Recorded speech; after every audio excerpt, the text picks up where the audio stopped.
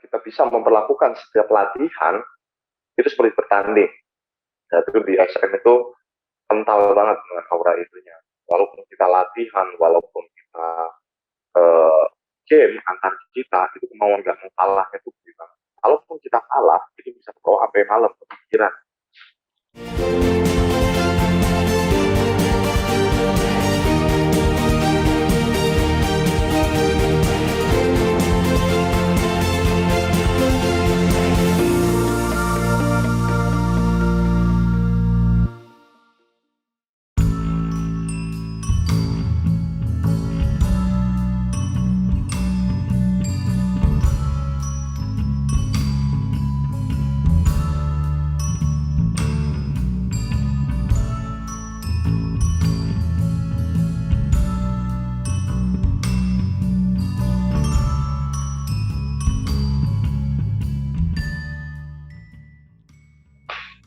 Oke, untuk awal saya dulu main basket sih ya pasti seneng. Saya memang saya suka bola basket. Karena dulu di kampung saya mau main sepak bola, uh, kayaknya nggak diterima saya main sepak bola. Kurang jago main sepak bolanya. Nah, ada beberapa teman saya ajakin main basket, dan saya seneng. Saya seriusin, dan akhirnya punya motivasi bahwa bisa ya main basket ya dapat beasiswa sekolah. Motivasi saya di situ, basket ya bisa dapat beasiswa sekolah. Ternyata dapat. Saya SMA kelas 1, kelas 2 dapat beasiswa dari Gudang Garuda. Itu tahun 98 saya udah merantau ke Kediri. Saya aslinya Wonosobo kan, nggak dapat beasiswa dari Gudang Garuda. Salah satu pencapaian yang pencapaian, salah satu target pencapaian lah udah tercapai. Wah, aku dapat beasiswa itu. Jadi saya di Kediri waktu hanya sampai kelas 2 SMA. Harusnya saya dapat beasiswa itu sampai S1 di Gudang Garam Kediri, karena ada beberapa hal yang saya memutuskan hanya untuk sampai kelas 2 saja. Ya. Akhirnya kelas 3 saya pindah ke Jakarta. Oke, kelas 3 saya memutuskan untuk pindah ke Jakarta karena waktu itu memang ada tawaran untuk saya main di Jakarta. Tawaran itu datang setelah saya bermain waktu itu di Jawa Timur, olahraga pelajar nasional tahun 99 kalau nggak salah. Kelas 2 SMA, olahraga pelajar nasional. Ada salah satu talent squad dari Jakarta, waktu itu talent squad dari Satria Muda. Tawaran, mau nggak kamu sekolah di Jakarta? Kita udah tanda tangan kontrak nih sama tim saya yang di Jakarta dulu, Halim ya nama timnya ya. Kalau kamu mau, nggak apa-apa, nanti kita urus kontraknya. Oke, mereka mau urusin, akhirnya saya untuk pindah ke Jakarta. Langsung ke Satria Muda, saya junior dulu, belum ada rookie, jadi sistemnya pembinaan. Di SMA saya udah mulai ikut latihan bisa saya, yang penting nggak mengganggu pun sekolah waktu Satria Muda. Kamu boleh ikut latihan, yang penting sekolah kamu selesai. Oke, saya dapat beasiswa waktu itu.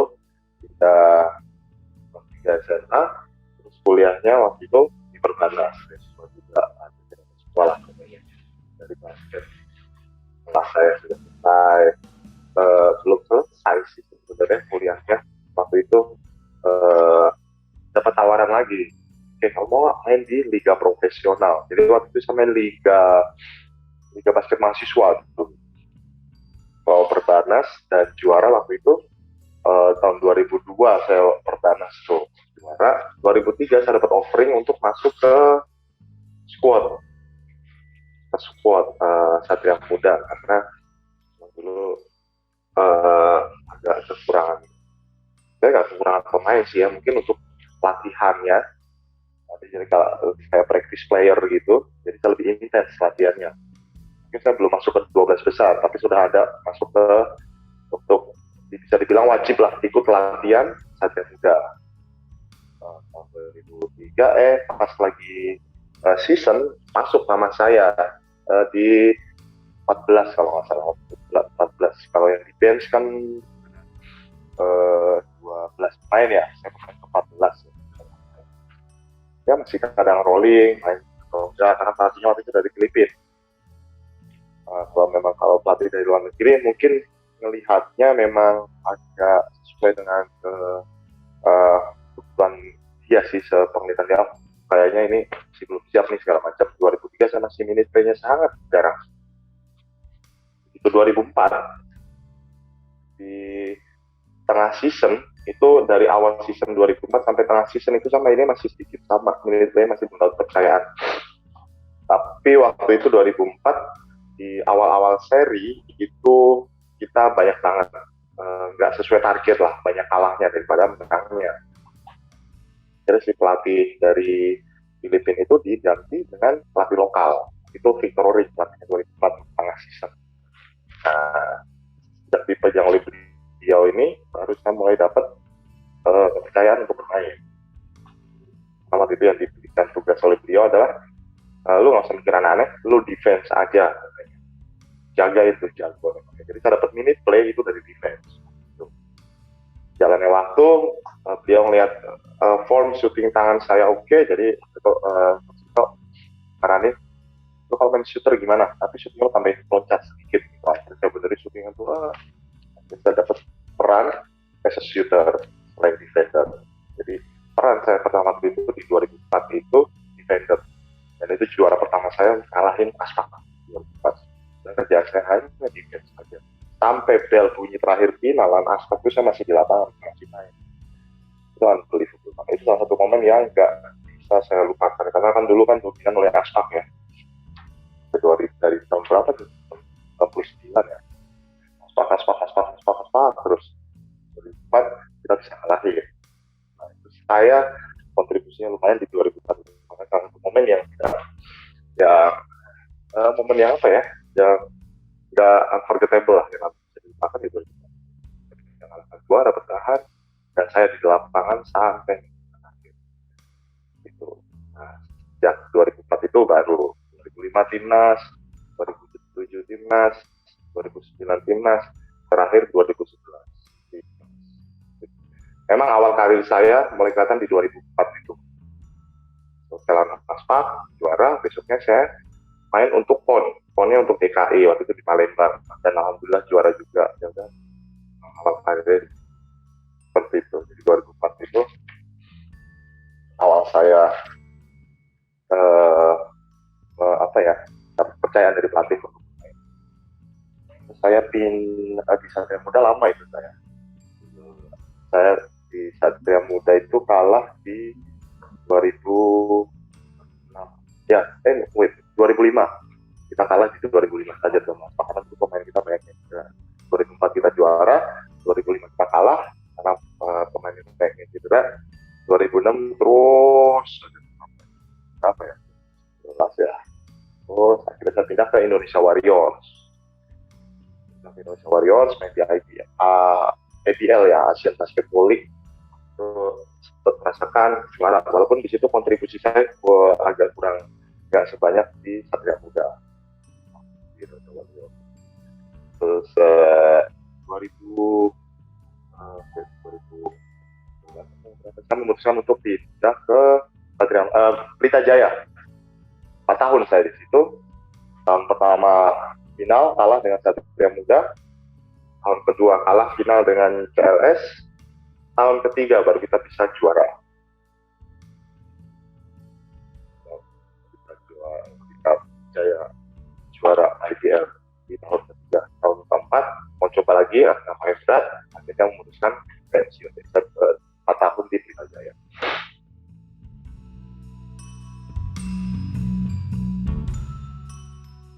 Oke, karena akhir-akhir saya di Satria Muda, kalau orang bilang itu kayak anti klimaks ya. Jadi saya waktu juara di Satria Muda, saya ngerasanya itu udah kayak biasa aja nih juara gitu. Kita butuh challenge yang oke, mana tim yang belum juara nih, kalau bisa bikin juara, oke. Dulu yang akan di trade ke Pelita Jaya itu ada saya, Faisal, sama Rodi Gunawan, karena isunya Satria Muda akan apa ya, kalau orang bilang peremajaan lah, regenerasi kan poskan di pemain muda. Ternyata yang akhirnya muda hanya saya sama Faisal.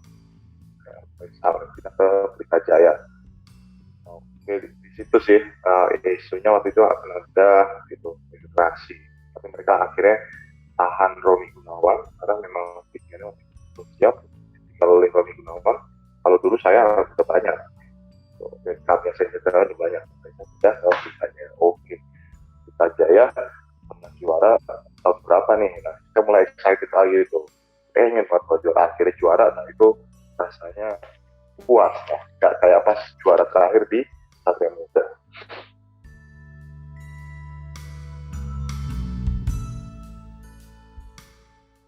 Itu 2004 itu kalau saya 2004 Satria Muda. Yang lain juga. Dulu pemainnya jauh banget.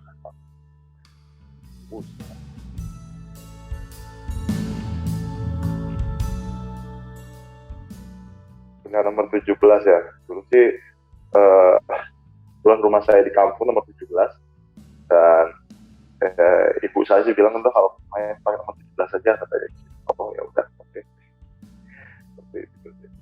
Karena dulu mau pakai nomor 7 di SM juga udah ada. Sering caranya nomor 7. Ya udah lah. Kalau dari timnas pakai 7 ya. Lalu ya. Waktu ada Rico Hantono saya masih bebas mau rela berapa aja. Rico Hantono enggak.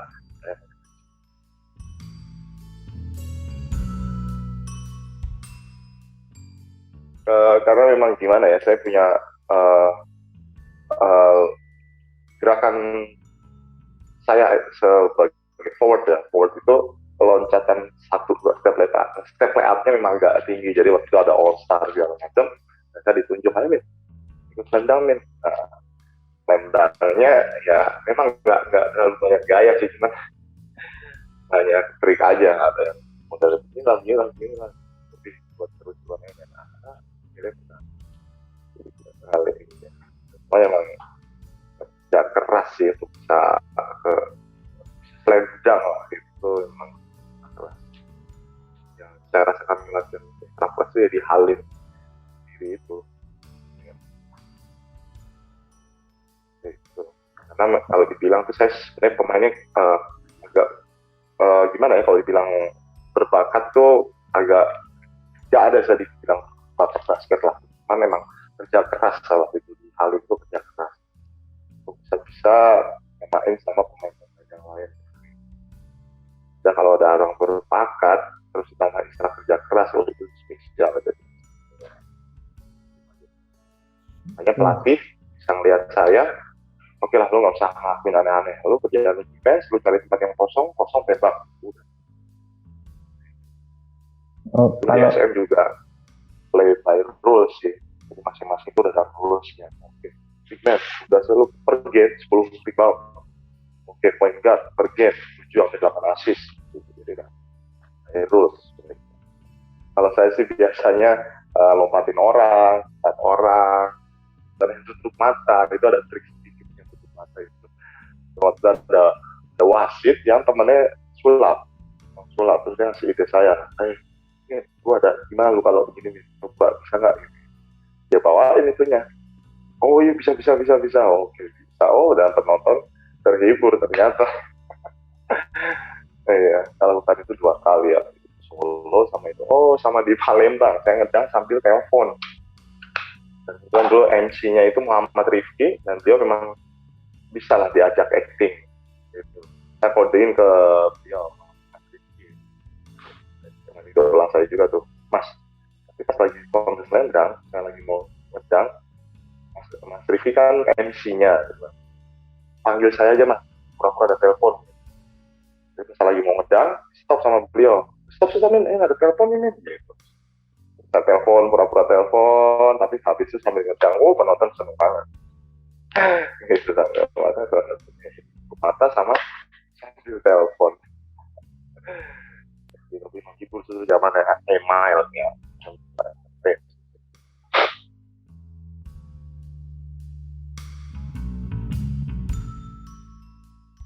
Jadi resep juara di situ adalah gimana kita bisa memperlakukan setiap latihan itu seperti bertanding.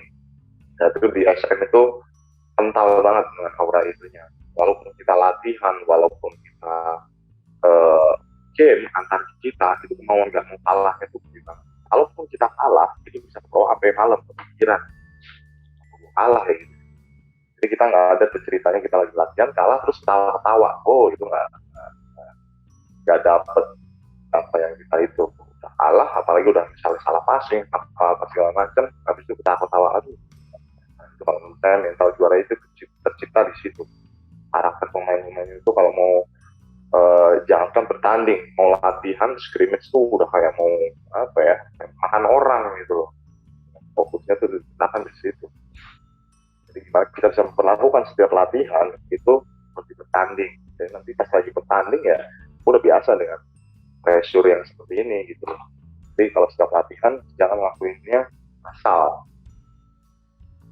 Asal itu bahwa apalagi kalau misalnya kita dribble ngelakuin yang asal terus lay up nggak masuk itu paling benci banget. Orang lay up nggak ada yang jaga aja nggak masuk, gimana kalau ada yang jaga?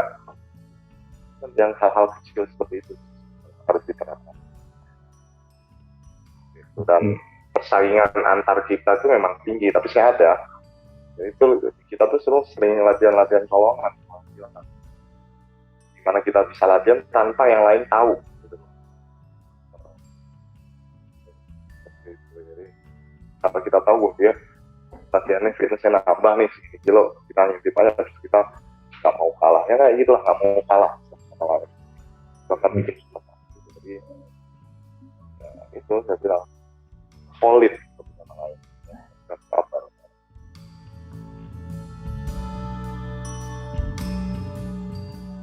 ya. Itu di lepas laut itu baru 6 bulan ini sih. Saya pensiun tuh waktu itu saya langsung fokus di pembinaan anak-anak kecil basket usia tinggi gitu. Di bawahnya Menpora waktu itu jalan 1 tahun 1 atau 2 tahun gitu berhenti karena COVID, protokolnya susah. Nah itu awalnya saya masih orang tua masih bisa online segala macam, banyak post pembinaan. Nah ternyata pas jalannya online ini COVID ternyata sampai bertahun-tahun. Online itu susah, jalanan itu susah kalau online.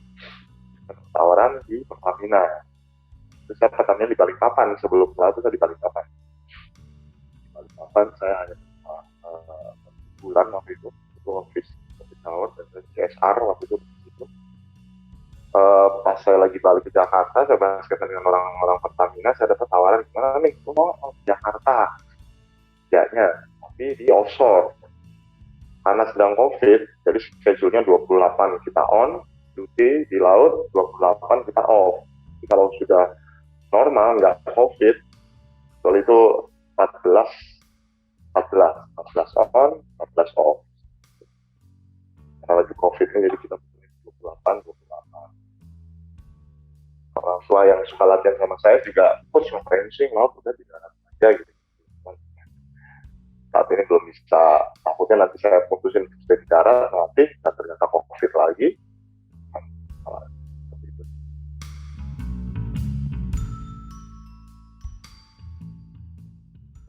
Ya paling nggak anak-anak saya kebetulan kan ngajar juga di sekolah.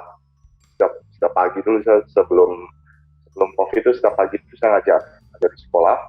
Awalnya saya hanya ngajar SMP dan SMA. Ngajar di sekolah itu tuh saya ikut training untuk cara dengan anak itu, lihat perkembangan anak itu saya training hampir 3 bulan. Untuk gimana cara ke anak. Awalnya saya megang hanya SMP dan SMA. Terus ketua yayasannya minta ini basket ini untuk perkembangan anak-anak bagus nih. Saya suruh megang SD. Kesini saya suruh pegang TK sama playgroup. Karena untuk spasial, cara dia bergerak di basket itu banyak sekali. Nah, saya pengen tadinya awalnya anak saya, kamu harus olahraga, nggak bisa kamu cuma duduk aja dia. Itu akan mempengaruhi fisik dia, pertumbuhan dia, cara gerak dia. Karena kalau naik tangga biar dia nggak takut, gimana kalau dia jalan biar nggak nabrak. Nah, semua itu di basket ada. Awalnya sebenarnya itu. Karena sampai sekarang berjalan, ternyata anak saya suka, ya udah saya terusin. Kayak latih, anak saya pasti ikut. Seperti itu. Ya dia suka. kalau pas lagi di laut dia kadang, aduh aku nggak mau basket deh kalau papa lagi di laut katanya. Ya udah. Balik lagi pasti ya yang aplikasi yang dengan basket dia akan mudah bergaul karena setiap saya bawa dia latihan di mana dia langsung blend, langsung bonding sama teman-teman yang lain. Nah itu jadi biar lebih mudah dia untuk bergaul dan punya rasa percaya diri lah. Dia bergaul dengan siapa aja. Yang diambil bonus lah. Kalau bisa dapat beasiswa sekolah, lagi saya misalnya. Karena di Jakarta sekarang ini beasiswa untuk dari atlet itu banyak. Mulai dari SMP pun sekarang udah ada. PS. Nah, kalau dapat ya sampai ya nggak. Anak harus olahraga lah. Jangan sampai full gadget aja di rumah. Kasian nanti pesannya dia saat anak-anaknya di nantar gede dia diajakin main futsal, main apa nggak bisa kan kasian. Tapi kalau dia bilang olahraga apa aja diajak olahraga apa yang masih masuk lah.